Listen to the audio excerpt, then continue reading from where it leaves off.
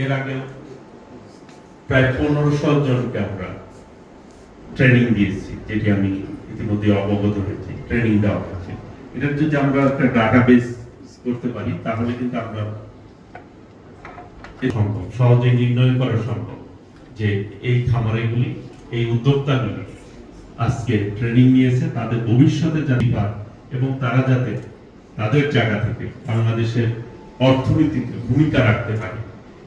প্রান্তিক পর্যায় থেকে যদি উন্নতির দিকে যাবে এবং আমাদের খাদ্যের ঘাটতিও কিন্তু থাকবে না, প্রোটিনের ঘাটতিও কিন্তু থাকবে না।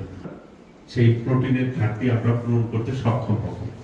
আজকে আমি অবশ্যই ধন্যবাদ জানাচ্ছি যে এই যে 100 জন খামারিরা আজকে এখানে ট্রেনিং নিলেন। বিষয় এক সময় মানুষ কিন্তু মোষের মাংস খেত না, যে বাজারে একটা বিক্রেতাদের কাছে এই ধরনের একটা প্রবণতা ছিল কিন্তু আগে।